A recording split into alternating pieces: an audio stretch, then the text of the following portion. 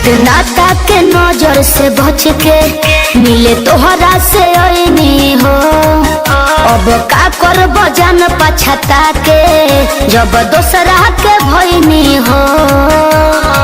सुन ना, इतना ताके नजर से बच के मिले तोहरा से ऐनी हो।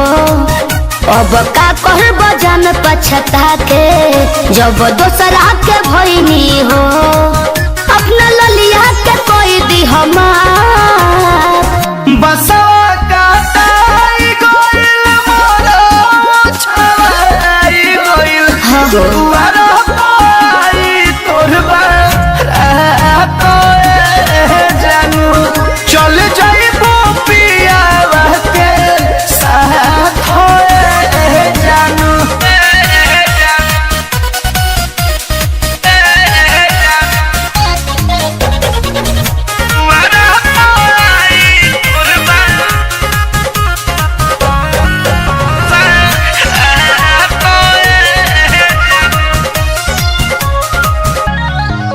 शादी कहल बाबू मजबूरी बाहो, माई बाप के इज्जतियो जरूरी बाहो।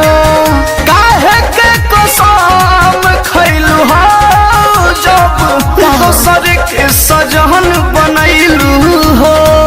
शादी कहल बाबू मजबूरी बाहो, माई बाप के इज्जतियो जरूरी बाहो। काहे के कसम खइलू हो जब दोसर के सजन बनैलू हो। सोना दिलवा से दिहो न सरा बसवा काटाई गइल मोरा छवाई गइल दुआरा पाई कलवा रात जानू। हाँ जानू। दोसर से नुरा डाली तोहरा माथोए जानू।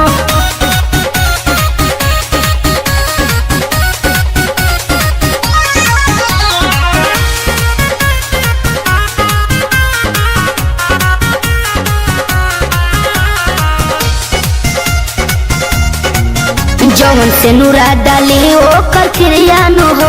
हमर दिलवा रही तोहरे भिरियानो हो। मन संगे भूल जइबू हो रोहित के भूल जइबू हो। जौन से नुरा डाली ओकर क्रियानो हो। हमर दिलवा रही तोहरे भिरियानो हो। अनिल से भूल जइबू हो पाठक रोहित के भूल जइबू हो। आइब नहीं हर तनी लब चुपे चाप बसवा काटाई गइल मोरा छवाई गइल दुआरा पाई तोर बारात जानू। चल जाइबो पियावा के साथ जानू। इतना ताके नजर से बच के मिले तोहरा से ऐनी हो। अब का कर बजान पछता के जब दोसरा के भईनी हो। अपना ललिया